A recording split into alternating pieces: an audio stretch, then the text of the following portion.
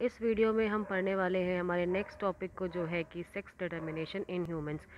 जैसे कि पहले मैंने आपको बताया कि ह्यूमंस में जो डिटर्मिनेशन होता है सेक्स का, वो होता है एक्स वाई टाइप क्रोमोसोम्स या एक्स वाई टाइप स्पर्म्स मौजूद होते हैं इन मेल, एंड जिनकी वजह से मेल हेट्रोगैमेसी वहाँ पाई जाती है, एंड इसके थ्रू सेक्स डिटरमाइन किया जाता है in humans. All total 23 pairs मौजूद होते हैं ह्यूमंस के अंदर, जिसमें से 22 पेयर्स होते हैं ऑटोसोम्स, एंड ऑटोसोम्स जो होते हैं वो एग्जैक्टली सेम होते हैं मेल एंड फीमेल में, यानी कि 22 पेयर मेल में होंगे और वैसे ही 22 पेयर फीमेल्स में भी होते हैं। बस जो एक डिफरेंस है male and between male and female के बीच में, वो होता है सिर्फ एक क्रोमोसोम्स की वजह से, जैसे कि हम सेक्स क्रोमोसोम कहते हैं। फीमेल्स में वो होता है एक्स एक्स और मेल में होता है एक्स एंड वाई। जो कि जैसे कि नेक्स्ट लाइन में बताया गया है कि फीमेल में एक पेयर ऑफ एक्स एक्स होता है, जैसे कि ये, एंड वहीं अगर मेल्स की बात करें तो वहाँ पर जो क्रोमोसोम है वो एक्स और वाई होता है, जो कि मेल कैरेक्टरिस्टिक्स को दिखाता है। ड्यूरिंग द स्पर्मेटोजेनेसिस, यानी कि जब स्पर्म फॉर्मेशन की प्रोसेस हो रही होती है, जैसे कि प्रीवियस हम चैप्टर्स में पढ़ भी चुके हैं, तो स्पर्मेटोजेनेसिस में दो तरह के गैमेट्स बनने की पॉसिबिलिटीज़ होती है। क्यों?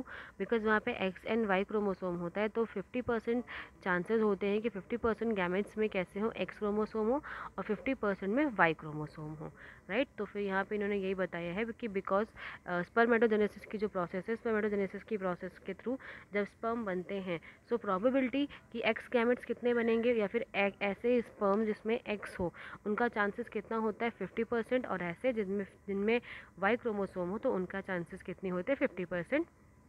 हाफ हाफ परसेंटेज होता है कि जो स्पर्म है उसमें एक्स क्रोमोसोम होगा या वाई क्रोमोसोम होगा। और इन फीमेल्स की बात करें तो इन फीमेल्स में ऑलवेज, वो कितनी भी तरह की ओवम बने या कितने भी ओवा बने, उनमें ऑलवेज क्या होगा, एक्स क्रोमोसोम ही होगा, जिसकी वजह से जो फर्टिलाइजेशन होता है, एंड वो किस पे उसकी पूरी प्रोबेबिलिटी डिपेंडेंट होती है, किसके ऊपर, स्पर्म्स के ऊपर, जिनमें क्या है एक्स और वाई क्रोमोसोम है। यानी कि इसे हम यहाँ पर इस तरीके से दिखा सकते हैं कि अगर हम यहाँ पर पढ़ रहे हैं अबाउट द क्रोमोसोम्स, जहाँ पर जैसे मैं आपको बता रही थी कि अगर एक्स एक्स हो फीमेल में और एक्स वाई हो मेल में, तो यहाँ पर क्या होगा कि मेल जो हैं, मेल में किस तरह के गैमेट्स बनेंगे, मेल में बनेगा एक एक्स गैमेट और एक वाई गैमेट, और फीमेल्स की तरफ से ऑलवेज क्या आएगा, एक्स गैमेट ही आएगा। अगर ये एक्स इस एक्स से मिलेगा तो वहाँ पर बनेगी गर्ल, एंड अगर ये एक्स इस वाई से मिलेगा तो वहाँ बनेगा बॉय।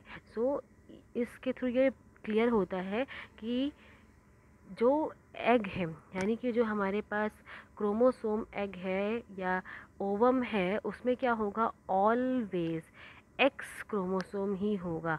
और अगर एक ओवम जिसमें हमेशा एक्स क्रोमोसोम होता है, वो एक्स क्रोमोसोम वाले स्पर्म के साथ फ्यूज़ करेगा तो वहाँ पर क्या बनेगा, फीमेल बनेगी।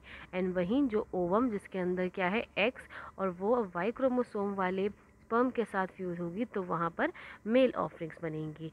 ये एक एविडेंस है, एक ऐसा एविडेंस जिससे हमें जेनेटिकली ये पता चलता है कि जो सेक्स डिटर्मिनेशन होता है चाइल्ड में, वो स्पर्म के थ्रू होता है, एंड स्पर्म किसके अंदर बनते हैं, मेल। डायरेक्ट यहाँ से हमें पता चलता है सेक्स डिटर्मिनेशन की चीज़ें, या फिर सेक्स डिटर्मिनेशन टोटली डिपेंडेंट होता है on the sperm on the male. यहाँ से हम कह सकते हैं कि जो प्रोबेबिलिटी है, किस चीज़ की प्रोबेबिलिटी है किसी भी चाइल्ड के मेल और फीमेल होने की, यानी कि जो भी न्यू प्रोजनी बन रही है वो बेबी मेल है या फीमेल है, ये टोटली डिपेंडेंट है, किसके ऊपर डिपेंडेंट है, मेल के ऊपर। एंड ऑल्सो जो गर्ल चाइल्ड और बॉय चाइल्ड बनने की जो प्रोबेबिलिटी है वो 50-50% होती है।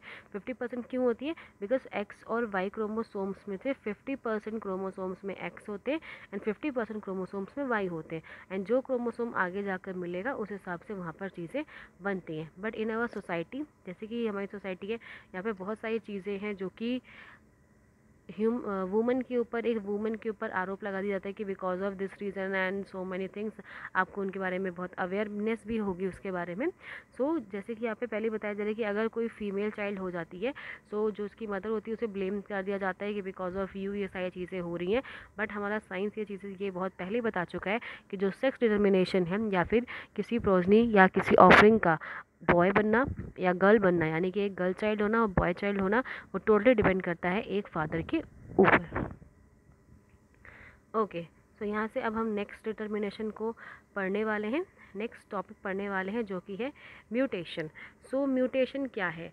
म्यूटेशन एक्चुअली एक ऐसा फिनोमिनन है जिसमें क्या होती हैं, जो डीएनए है, जो ह्यूमंस के अंदर डीएनए पाया जाता है, उसके सीक्वेंसेस में कुछ चेंजेस आ जाते हैं। और अगर अल्ट्रेशन मतलब चेंजेस, अगर सीक्वेंसेस डीएनए सीक्वेंसेस में चेंजेस आते हैं तो उसका रिजल्ट किसके ऊपर पड़ता है? जीनोटाइप्स के ऊपर, और जीनोटाइप्स की वजह से फिर फिनोटाइप्स पे उसका फ़र्क देखा जाता है। इसको हम कुछ इस तरीके से समझ सकते हैं कि हमारी बॉडी के अंदर क्या होता है? डीएनए, एंड डीएनए के अंदर क्या होते हैं? जीन्स, और इन जीन्स के अंदर क्या होते हैं? इन जीन्स के अंदर जो होते हैं वो होते हैं प्रोटीन्स, यानी कि जो जीन्स हैं वो किससे मिलकर बनते हैं? तो वो किससे मिलकर बनते हैं? प्रोटीन्स, बहुत सारे प्रोटीन्स हैं जो आपस में अटैच होकर डीएनए बनाते हैं। सो अगर किसी वजह से इन डीएनए में या डीएनए के जो स्ट्रक्चर है इसमें किसी तरह से चेंज आ गया तो उसका जीन्स बदल जाता है, और जीन्स बदल जाने की वजह से वहाँ पर जीनोटाइप भी बदल जाएगा, और जीनोटाइप बदल गया सो प्लांट का जो स्ट्रक्चर है, यानी कि फॉर एग्जांपल कि हम अगर प्लांट के कलर को ले रहे हैं या फिर एनिमल के हम किसी कलर को ले रहे हैं, और एनिमल फॉर एग्जांपल जो मदर फादर है दोनों ही कैसे ब्राइट है या फिर साफ, इन शॉर्ट गोरे हैं, और अगर उनका किसी रीजंस की वजह से या म्यूटेशन होने की वजह से क्रोमोसोम्स में चेंजेस आ जाएं और जो चाइल्ड पैदा हो वो ब्लू हो, सो ये क्या हो गया? मतलब ब्लू तो बिल्कुल होता ही नहीं है, कलर है, नॉर्मल नहीं होता, बट अगेन ऐसी कोई चीज़ें हो गई हैं जिसकी वजह से प्रॉपर डीएनए में चेंज आ गया, एंड डीएनए में चेंज होने की वजह से जीनोटाइप चेंज हो गए वहाँ पर, एंड जीनोटाइप चेंज हुआ तो जो फिनोटाइप, यानी कि वो कैरेक्टर, एक्सटर्नल रिजल्ट जो कि हम देखते हैं,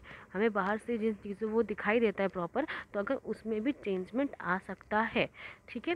सो जैसे कि अभी मैंने आपको बताया रिकॉम्बिनेशन पहले पढ़ चुके हैं। जैसे कि मैंने आपको प्रीवियस बताया था कि दो अलग अलग कैरेक्टर्स, जैसे कि नॉन पेरेंटल कैरेक्टर, जैसे कि टी था पहले और उसमें फिर capital T, small T, and इसमें से एक टी आ जाए, इसमें से एक टी और एक दोनों मिलके कैपिटल टी स्मॉल टी बन जाए। तो यहाँ पर जो फिनोमिनन है वो क्या है? नॉन पेरेंटल है, बिकॉज ये अपने पेरेंट्स से बिल्कुल भी नहीं मिल रहा है। और उसी तरह अगर हम ह्यूमंस के सेंस से बात करें, सो एक मेल होता है और एक फीमेल होती है। सो एक मेल और फीमेल का जो चाइल्ड होता है, जो चाइल्ड बनता है, वो एग्जैक्ट सिमिलर तो नहीं होता, हर आइडेंटिकल तो नहीं होता, एक मिरर इमेज तो वो बिल्कुल नहीं होता वहाँ से, उसमें उनकी कैरेक्टर्स में बहुत सारे कुछ ना कुछ चेंजेस ऑफकोर्स देखने को मिलते हैं। सो यहाँ पर रिकॉम्बिनेशन का सेंस ये है कि जब मेल फीमेल में आपस में गैमेट्स में फ्यूज़न होता है, देन उसके बाद जो चाइल्ड बनता है वो रिकॉम्बिनेशन के थ्रू है। क्यों? बिकॉज उनमें कैरेक्टरिस्टिक्स कुछ चेंज होकर जाते हैं। और यहाँ पर ये बताया गया कि रिकॉम्बिनेशन तो एक वे है जिसके थ्रू डीएनए में चेंजेस आते हैं, ऑल्सो म्यूटेशन भी एक ऐसा फिनोमिनन है जिससे वेरिएशंस होते हैं डीएनए में। कभी कभी ये वेरिएशंस बहुत कम होते हैं, बहुत ही मार्जिनल, बहुत नेग्लिजिबल, तो तब कोई प्रॉब्लम नहीं होती, बट यस ऑफकोर्स चेंजेस बहुत ज़्यादा हो गए हैं तब बॉडी स्ट्रक्चर में बहुत सारे डिसऑर्डर या एबनॉर्मलिटीज़ भी देखी जाती हैं। सो आगे जो फ़िलहाल जो डीएनए का स्ट्रक्चर है वो अभी हमें नहीं पढ़ना है, वो हम नेक्स्ट चैप्टर में उसके बारे में अच्छे तरीके से पढ़ेंगे।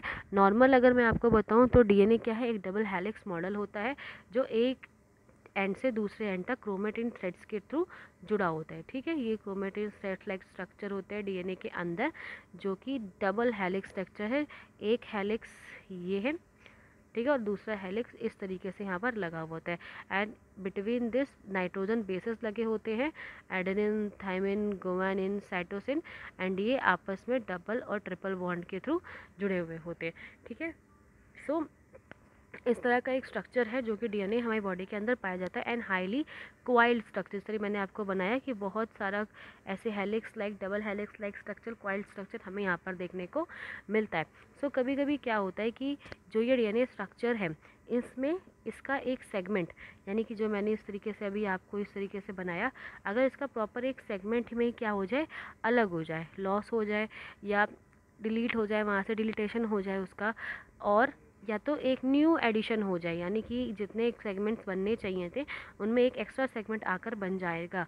तो जब ऐसी चेंजेस हो जाएंगी तो वहाँ पर क्या होगा, डीएनए सेम तो नहीं रहेगा, डीएनए में चेंजेस आ गए। सो इस वजह से डीएनए में चेंज होने की वजह से क्रोमोसोम्स में चेंज हो जाते हैं। एंड क्रोमोसोम्स यानी जिस पर्टिकुलर कैरेक्टर के लिए वो क्रोमोसोम थे, या जो कैरेक्टर उन क्रोमोसोम द्वारा शो किया जाता था, उन कैरेक्टर्स में चेंजेस आ जाएंगे एंड जिसकी वजह से कुछ अबनॉर्मलिटीज़ देखी जाती हैं। जैसे कि क्रोमोसोमल एबर्शन की वजह से एक अबनॉर्मलिटी है, वो क्या है, कैंसर। बिकॉज कैंसर क्या होता है, कैंसर बॉडी में एक सेल है और वो सेल रैपिडली ग्रोथ करना स्टार्ट कर देती है। वो एक से बहुत सारी सेल्स बनाएंगी, देन वो सेल्स और रैपिड ग्रोथ करना स्टार्ट कर देती हैं एंड जो उसके आसपास की सेल्स होती हैं अदर, वो उनको धीरे धीरे डैमेज करना स्टार्ट कर देती हैं। और अगर इनको by the chemotherapy and other process के थ्रू रोका नहीं जाता तो वो पूरी बॉडी की सेल को डैमेज कर देती हैं। ठीक है, सो ऐसे ही जैसे मैंने आपको बताया कि ये क्यों हुआ, ये एबनॉर्मलिटी क्यों आई, बिकॉज क्रोमोसोम्स के स्ट्रक्चर लेवल पर, बिकॉज सेल में मैंने भी आपको क्या बोला कि एक सेल है और सेल में डिवीज़न हो रहा है, सेल है, सेल में डिवीज़न होता जा रहा है और नई सेल्स बन रही हैं। जब सेल में डिवीज़न हो रहा है तो डिवीज़न में कौन रोल प्ले करेगा, डीएनए रोल प्ले करेगा। एंड डीएनए कहाँ से आए, क्रोमोसोम से आए एंड क्रोमोसोम्स में चेंज हो गया एंड चेंज होने की वजह से वहाँ पर अबनॉर्मलिटीज़ हमें देखने को मिलती हैं। ऑल्सो यहाँ पर म्यूटेशंस के बारे में जितना भी कुछ बताया गया है, सो फर्स्ट हमने अभी आपको बताया कि म्यूटेशन क्या है, कि अगर डीएनए में कोई अल्ट्रेशन हो जाए। वहीं उसके बाद मैंने अभी आपको बताया कि जो बेसेस होते हैं, जो डीएनए में नाइट्रोजन बेसेस लगे हुए होते हैं, अगर उन नाइट्रोजन बेसेस में यानी एडेनिन, थाइमिन, गुआनिन, साइटोसिन, ये जो बेस है, अगर ये बेस पहले तो होता क्या है कि इनका बॉन्ड टूटता है एंड देन न्यू तरह के बॉन्ड एक मदर एक फादर से आके वहाँ पर एक डीएनए बनता है। जब डीएनए प्रोसेस हो रहा है उस दौरान अगर कोई बेस पेयर वहाँ से प्रॉपर हट जाए या ड्यू टू सम रीज़न वो डीएनए से अलग हो जाए, सो इस तरीके से भी क्या होता है, कभी कभी जो नेक्स्ट जनरेशन बन रही है उनमें कुछ अबनॉर्मलिटीज़ आ जाती हैं। और इस तरह की अबनॉर्मलिटीज़ को हम क्या बोलते हैं, पॉइंट म्यूटेशन बोलते हैं। बिकॉज इसमें एक पर्टिकुलर नाइट्रोजन बेस की वजह से या एक पर्टिकुलर नाइट्रोजन बेस पेयर ही पूरा उस बॉडी से, उस स्ट्रक्चर से अलग हो जाता है। तो इस तरीके के जो डिसऑर्डर है या म्यूटेशन है उन्हें पॉइंट म्यूटेशन बोला जाता है। पॉइंट म्यूटेशन की वजह से जो होने वाला एक डिजीज़ है वो है सिकल सेल एनीमिया, जिसमें जो कि म्यूटेशंस की म्यूटेशंस की वजह से होने वाली एक एबनॉर्मलिटी है। सम अदर एग्जांपल्स जो कि डिलीशन यानी किसी नाइट्रोजन पेयर के हट जाने की वजह से, या इनर्शंस यानी कि न्यू पेयर एक्स्ट्रा पेयर आके अटैच हो जाए, यानी कि जो ये हमारे हेलिक्स लाइक स्ट्रक्चर है इनमें जितने भी स्ट्रक्चर्स होने चाहिए उससे ज़्यादा स्ट्रक्चर्स बन जाएं। ठीक है, अगर हम एक एग्जांपल लेते हैं, हम जस्ट एग्जांपल ले रहे हैं कि यहाँ पर कितने होने चाहिए, 10 होने चाहिए। ठीक है, एग्जांपल लेते हैं 10 होने चाहिए, बट जब फॉर्मेशन हो रहा था तब यहाँ पर 12 हो गए, 2 एक्स्ट्रा हो गए। सो ये भी क्या है, एक तरह की एबनॉर्मलिटीज़ हैं। जितने कैरेक्टर शो होने चाहिए या जिन जिन कैरेक्टर्स के लिए वो रिस्पॉन्सिबल हैं उनसे ज़्यादा चीज़ें एक बॉडी में जनरेट होने लगेंगी। तो ये भी में ज़्यादा चीज़ें हो जाएं, that's also the problem. And अगर वो लेस रहे, कम रह जाए, तब भी एक प्रॉब्लम है। जैसे जिनका जितना डीएनए है या जितना चेंजेस होने चाहिए डीएनए के अंदर उतना ही हो, अगर वो कम हो जाएगा तब भी बॉडी में बहुत सारी अबनॉर्मलिटीज़ हो जाएंगी एंड अगर ज़्यादा हो जाएगा तो भी बॉडी में अबनॉर्मलिटीज़ देखने को मिलती हैं। सो वैसे जो डीएनए का म्यूटेशन का जो मैकेनिज्म है वो अभी हमें इस लेवल पे, यानी हमें क्लास 12 तक इन्हें इतना डिस्कस नहीं करना है। इन हायर क्लासेस प्रॉपर चीज़ें इसके बारे में पढ़ेंगे। यहाँ पर सिर्फ हमें इतना बताया गया है कि जो म्यूटेशन है उसके लिए बहुत सारे केमिकल एंड साइकोलॉजिकल फैक्टर्स है, केमिकल एंड फिजिकल फैक्टर्स है जो कि रिस्पॉन्सिबल होते हैं फॉर द म्यूटेशन। एंड वो चीज़ें या वो थिंग्स जिसके थ्रू म्यूटेशन हो रहा है, जिनके वजह से म्यूटेशंस हो रहा होता है, उन्हें हम क्या बोलते हैं, म्यूटाजेंस बोलते हैं। जैसे कि यहाँ पे उन्होंने एग्जांपल दिया है, यूवी रेज का रेडिएशन जब सन से हार्मफुल रेज पहुँच रही होती हैं एंड वो हमारे स्किन सेल्स को डैमेज करती हैं या इन स्किन सेल्स के जो डीएनए हैं उनमें अगर चेंजमेंट कर देती हैं, सो उससे उनकी वजह से हमारी स्किन से रिलेटेड बहुत सारी डिजीज़ेज़ हो जाती हैं। एंड ये डिजीज़ेज़ किसकी वजह से हुई? यूवी रेज़ की वजह से हुई। तो यूवी रेज़ यहाँ पर क्या है? यूवी रेज़ म्यूटाजेन है, जिनकी वजह से हमारी बॉडी में म्यूटेशंस होते हैं। सो म्यूटेशन हमने पढ़ा कि जो भी हमारे डीएनए में वेरिएशंस हो रहा है उसका एक फिनोमिनन या उसका एक रीज़न म्यूटेशन भी हो सकता है। नेक्स्ट हम पढ़ने वाले हैं जेनेटिक डिसऑर्डर को। जेनेटिक डिसऑर्डर क्या होता है? जैसे कि हमें पता है कि हमारी बॉडी में क्या है? डीएनए, एंड डीएनए में जीन्स होते हैं, एंड जीन्स के थ्रू ही पेरेंट्स और के कैरेक्टर होते हैं वो उनके ऑफरिंग्स तक जाते हैं। सो बहुत पहले से ही हम ये आइडिया लगा चुके थे ह्यूमंस के रिगार्डिंग कि ह्यूमंस में, बिकॉज ये आइडिया कैसे लगा? बिकॉज एक मेल और एक फ़ीमेल, या फिर हम ये कह लें कि पेरेंट्स हैं, पेरेंट्स से क्या होता है जब न्यू जनरेशन बनती है सो उसमें कुछ कैरेक्टर्स ऐसे होते हैं जो उसके फादर की तरह, या कुछ कैरेक्टर ऐसे होते हैं जो उनके मदर की तरह ट्रांसमिट होते हैं। या फिर हम ये कह लें कि नेक्स्ट जब एक इस जनरे जो न्यू बॉय था या पेरेंट्स से होने वाला जो बॉय बेबी है उसकी अगर मैरिज हो जाती है, then after that new generation बनेगी फिर से, उसमें भी वही सेम कैरेक्टर्स हो। तो ये चीज़ बता दी कि किस तरह कैरेक्टर्स ट्रांसमिट होते हैं। येस ऑफ कोर्स, एंड इसका एक एग्जांपल हमने देखा बाय द डिसऑर्डर।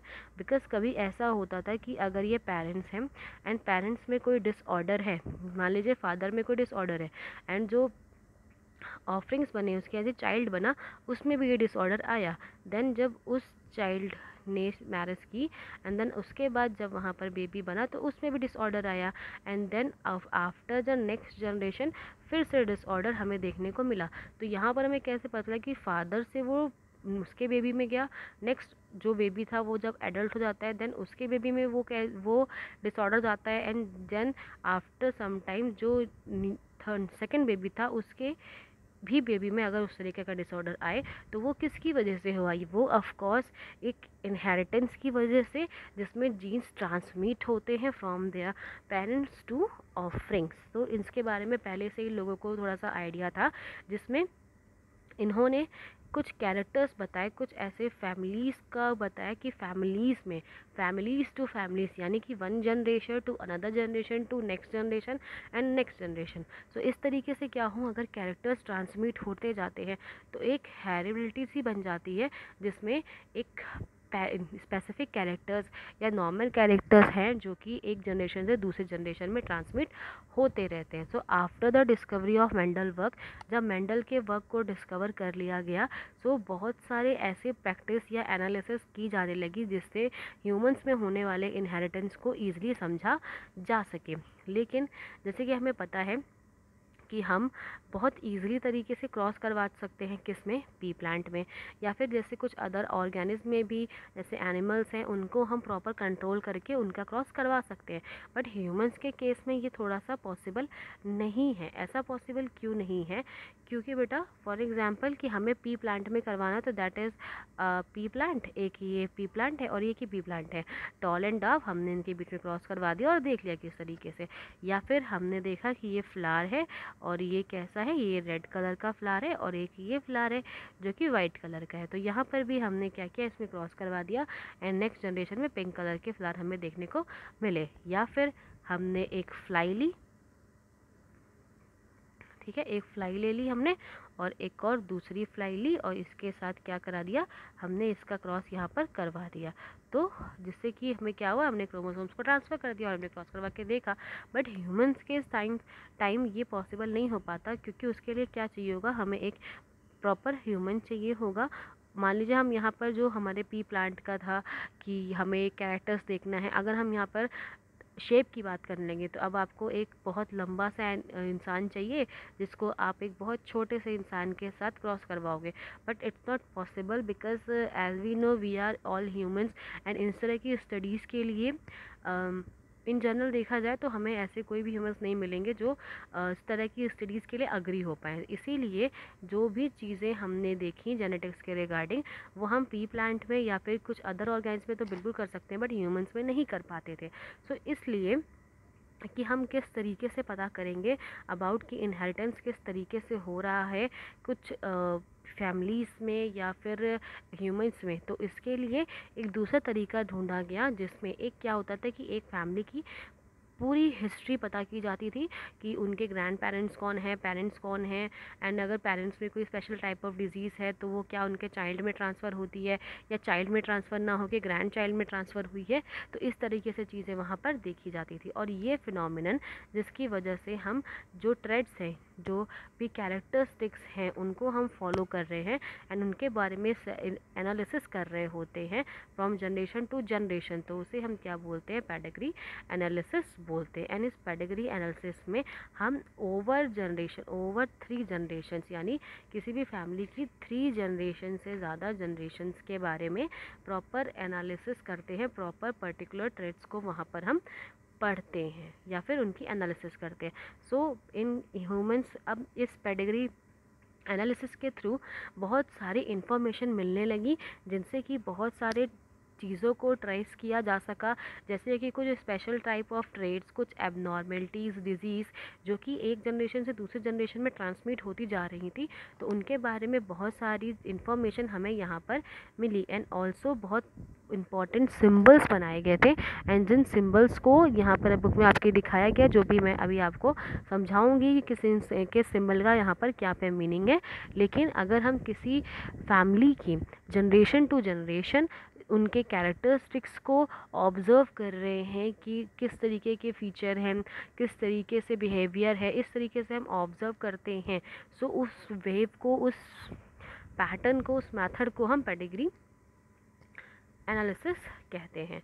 सो इस चैप्टर में जो हम अभी तक हमने पढ़ा है, इस चैप्टर में हमने अभी यही पढ़ा कि जो भी कैरेक्टरिस्टिक्स हैं वो कौन कंट्रोल करता है, डीएनए। डीएनए के अंदर कौन प्रेजेंट है, क्रोमोसोम्स। पहले क्या होते हैं, क्रोमोसोम्स, एंड क्रोमोसोम्स के अंदर क्या होते हैं, डीएनए, एंड डीएनए के अंदर क्या होते हैं, जीन्स। सो क्रोमोसोम्स, ओके, सो क्रोमोसोम्स हैं और उसमें क्या होता है, डीएनए, एंड डीएनए के अंदर क्या है, जीन्स। तो इतनी सारी चीज़ें तो हमने यहाँ पर पढ़ ही ली हैं। और जीन्स क्या करते हैं, चीज़ों को, ऑर्गेनिज्म को, उनके फीचर्स को, उनके ईच एंड एवरी फीचर्स, यहाँ पे बताया गया ईच एंड एवरी, हर एक फीचर्स, आपकी आइस का कलर, आपकी नोज़ का शेप, आपके हैंड एंड लेग की लंबाई या चौड़ाई, या फिर आपके हेयर का colour, and each and everything, यानी छोटी से छोटी चीज़ से लेकर बड़ी से बड़ी ऑर्गन्स तक की प्रॉपर जेनेटिक्स या प्रॉपर ट्रांसमिशन, जो भी कैरेक्टरिस्टिक्स है वो इन्हीं डीएनए के वजह से ही होती हैं। और डीएनए क्या करते हैं, जेनेटिक इन्फॉर्मेशन को भी रखते हैं, यानी वो इन्फॉर्मेशन जिसमें हम अपने पेरेंट्स के साथ सिमिलैरिटीज़ या डिससिमिलैरिटीज़ रखते हैं, वो भी जेनेटिक्स, वो भी हमें डीएनए के अंदर ही मिलती हैं। सो हमने यहाँ पर देखा कि जिसकी वजह से हमें यहाँ पता चला कि बहुत सारे ऐसे कैरेक्टर्स हैं जो one generation to another generation transmit होते हैं विदाउट एनी चेंज, बिना किसी चेंज या अल्टरेशन के। यानी कि कुछ ऐसे कैरेक्टर्स हमने मोस्टली देखे होंगे जो पेरेंट्स के अंदर भी होते हैं, उनके चिल्ड्रंस के अंदर भी होते हैं, लाइक देयर बिहेवियर। समटाइम्स क्या होता है कि पेरेंट्स का जो बिहेवियर है या पेरेंट्स की जो स्पेसिफिक फेवरेट चीज़ें हैं या पेरेंट्स की जो बहुत ऐसा वर्क है जो उन्हें करना बहुत पसंद है, सो वैसा ही चीज़ें होती हैं जो उनके चाइल्ड को भी पसंद होती हैं। तो इस तरह की बहुत सारी चीज़ें, बिहेवियर होते हैं जो कि बिना किसी चेंजमेंट के ऑफरिंग्स में चले जाते हैं। एंड वहीं कभी कभी ऐसा होता है कि कुछ चेंजेस भी होता है, कुछ अल्ट्रेशंस भी हो जाते हैं, एंड ये भी एक जनरेशन से दूसरे जनरेशन में ट्रांसमिट हो जाता है। सो अगर ये अल्ट्रेशन या चेंज होकर जेनेटिक मटेरियल आगे जाए तो उसे हम क्या बोलते हैं, म्यूटेशन। यानी कि अगर बिना किसी चेंजेस के कैरेक्टर्स आगे जाते हैं, ट्रेड्स आगे जाते हैं नेक्स्ट जनरेशन में, तो दैट इज़ नॉर्मल। बट अगर उनमें कोई डिसऑर्डर या चेंज आ जाता है तो उन्हें हम क्या बोलते हैं, म्यूटेशन। एंड इस डिसऑर्डर को, एंड इस जो भी यहाँ पर चेंजेस आ रहे हैं अल्ट्रेशन में, उनकी वजह से डिसऑर्डर पाए गए हैं ह्यूमंस के अंदर। यानी कि यहाँ पे बताया कि जो इनहेरिटेंस की वजह से इनहेरिटेंस हो रहा है, यानी एक one generation to another generation genes जा रहे हैं, कैरेक्टर्स जा रहे हैं, और अगर उनमें चेंज हो या उनमें अल्ट्रेशन हो जाता है तो बहुत सारे ऐसे डिसऑर्डर हैं जो कि ह्यूमन बींग्स में पाए जाते हैं। ठीक है, एंड नेक्स्ट उन डिसऑर्डर को यहाँ पर डिस्कस किया है। तो फिलहाल इन डिसऑर्डर को हम नेक्स्ट वीडियो में डिस्कस करेंगे। जैसे कि मैंने प्रीवियस अभी जब हम पैराग्राफ पढ़ रहे थे तो वहाँ मैंने बताया था कि कुछ ऐसे सिम्बल्स हैं, they are so many symbols जो कि पेडिग्री एनालिसिस में यूज़ किए जाते हैं। तो अब हम उन सिम्बल्स को यहाँ पर पढ़ लेते हैं। तो वो सिम्बल्स दिए हुए हैं। Okay, these are the symbols जो कि उस पेडिग्री एनालिसिस में यूज़ किए जाते हैं, जिसमें आपको दिखाई दे रहा है कि एक स्क्वायर बॉक्स होगा तो उसे हम क्या बोलेंगे, मेल। यानी कि जब हम किसी भी फैमिली के बारे में पढ़ रहे होते हैं, सो प्रॉपर फैमिली का नेम एंड ऑल ना देकर सिर्फ हम कैरेक्टरिस्टिक्स के बारे में बेसिस पे बात करते हैं।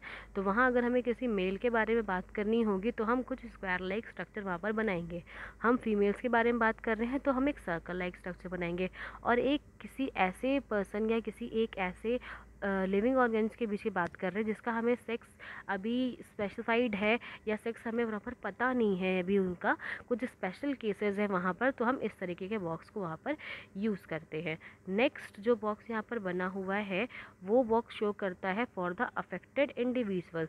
यानी कि अगर वो मेल है या फीमेल है या फिर अभी उनका जो सेक्स है वो अनस्पेशलाइज्ड है या फिर कुछ अलग तरीके का सेक्स है जो भी पता नहीं हमें, तो अगर उनमें किसी तरह का डिसऑर्डर होता है तो इन बॉक्सेस को हम रेड कलर से फिल कर देते हैं, जिससे हमें पता चलता है अगर ऐसा बॉक्स कहीं बना है सिंपल तो आप क्या बताएंगे, मेल है यहाँ पर। ठीक है, ऐसा कोई बॉक्स है तो ये क्या है, मेल। बट अगर उसको हम कलर से रेड कलर से अगर फिल कर देंगे तो हम बताएंगे कि यस ये मेल है, बट कैसे है, अफेक्टेड है, किसी ना किसी डिजीज़ से ये अफेक्टेड है। नेक्स्ट एक बॉक्स बनाया, एक सर्कल बनाया और इसको बीच में से जोड़ दिया गया। तो जब ऐसे स्ट्रक्चर्स बने होंगे तो वो शो करते हैं मेटिंग को। मेटिंग यानी सेक्स यानी कि फर्टिलाइजेशन। सो जब जाइगोट का फॉर्मेशन हो रहा है यानी स्पर्म एंड ओवम जब फ्यूज़ होते हैं आपस में, तो जाइगोट बनने वाली प्रोसेस होती है, तो वहाँ उसको हम कुछ इस तरीके से मेटिंग को हम इस तरीके से दिखाते हैं। आफ्टर दैट अगर कुछ इस तरीके स्ट्रक्चर जहाँ पर बॉक्स हो और एक सर्कल हो एंड दोनों के बीच में डबल लाइन हो, तो यहाँ पे दिखाते हैं कि जो मीटिंग है यानी कि जो सेक्स प्रोसेस है या फर्टिलाइजेशन की प्रोसेस हुई है वो बिटवीन द रिलेटिव्स हो रही है। रिलेटिव्स इन द सेंस यानी कि जैसे कोई एक पर्सन है एंड इसकी मैरिज इसी के रिलेशन में किसी अदर गर्ल से या इसकी अदर बुआ की या मामी की या चाची किसी की भी अदर गर्ल लड़की पेरेंट्स इस एक ही परिवार के किसी भी दूर के रिश्तेदार या किसी से भी एक ही ब्लड ग्रुप वाली जनरेशन्स में अगर मैरिज हो जाती है तो वहाँ पर इस तरीके का सिंबल्स वहाँ पर दिखाया जाता है। ऑल्सो जो नेक्स्ट सिंबल्स है वो यहाँ पे ये दिखा रहा है कि पेरेंट्स हैं एंड देयर चिल्ड्रन। तो ये ऊपर के जो दो बॉक्सेस हैं ये मेल एंड ये फीमेल के लिए, देन उनके दो चाइल्ड होते हैं। अगर गर्ल होगी तो हम वहाँ पर सर्कल का यूज़ करेंगे एंड बॉय होगा तो वहाँ पर हम एक स्क्वायर बॉक्स का यूज़ करेंगे। देन नेक्स्ट ये जो एग्जाम्पल है वहाँ पे दिया गया जो कि स्क्वायर बॉक्स है मेल के लिए, ये फीमेल के लिए, और ये क्या बेटा, ये एक्चुअली यहाँ पर बताया गया है कि जो बॉय है, सॉरी जो प्रोजनी है, जो नेक्स्ट जनरेशन में बॉय हुआ है वो कैसा है, वो है बॉय है पहले तो वो, क्योंकि बिकॉज ये बॉक्स बना है वो से बॉय और रेड कलर से फिलअप कर दिया यानी कि उसमें कोई डिसऑर्डर है। और यहाँ पर जो नेक्स्ट जो पॉइंट बना हुआ है ये इस तरीके से बना हुआ है, वहाँ पर लिखा हुआ है 5 अनअफेक्टेड ऑफस्प्रिंग। यानी कि जब किसी पेरेंट्स के या मदर फादर के जब फर्टिलाइजेशन के बाद 5 ऑफरिंग्स बने या 5 जनरेशन बने, प्रोजनीस बने एंड वो सारी कैसे हो, अनइफेक्टेड, बिल्कुल भी अनइफेक्टेड हैं, तो उन्हें उस टाइम हम वहाँ पर क्या करते हैं, इस तरीके के सिंबल का यूज़ करते हैं। मतलब एक पेरेंट्स हैं, ठीक है, एक स्क्वायर और एक सर्कल और उससे 5 प्रोजनी वहाँ पर बन रही हैं, तो हमें उन्हें पर्टिकुलर अगर उनमें कोई भी डिसऑर्डर नहीं है, किसी तरीके का कोई डिसऑर्डर नहीं है, तो हम वहाँ पर डायरेक्टली इस तरीके के सिंबल्स को भी यूज़ कर सकते हैं, जहाँ पर हमें उन्हें मेल एंड फीमेल या किसी स्पेशल सेक्स में डिवाइडेड करने की कोई ज़रूरत नहीं है। डायरेक्ट आप बता सकते हो कि वहाँ पर किसी भी तरह का कोई इन्फेक्शन नहीं है या फिर वो किसी भी चीज़ से या भी किसी डिजीज़ से अफेक्टेड नहीं है, बिकॉज बेसिकली हमें यही चेक करना है कि वो किसी डिजीज़ से अफेक्टेड है या नहीं। तो अगर वो अफेक्टेड नहीं है, अनअफेक्टेड है, तो वहाँ सिंपली हम वहाँ पर कुछ इस तरीके का बॉक्स बनाकर हम उसमें 5 लिख देते हैं। तो ये कुछ सिंबल्स हैं जो कि ह्यूमन पेडिग्री एनालिसिस में यूज़ किए जाते हैं। सो आज हमने ये सारी चीज़ें पढ़ी कि किस तरीके से ये सिंबल्स यूज़ किए जाते हैं। नेक्स्ट क्लास में हम पढ़ेंगे in the Mendelism disorder and इस डिसऑर्डर में ये जो मैंने अभी आपको सिंबल्स बनाए उनके थ्रू एक चार्ट बना हुआ जिस तरीके से आपको दिखाई दे रहा है कि एक ट्री जैसे हम फैमिली ट्री बनाते हैं तो उस तरीके से फैमिली ट्री यहाँ पर बना हुआ है, जिसमें से अगर एक भी पर्सन डिसऑर्डर होता है या किसी भी एक पर्सन को डिसऑर्डर है तो किस तरीके से वो आगे जनरेशन में ट्रांसमिट होगी, ये हम नेक्स्ट वीडियो में डिस्कस करेंगे।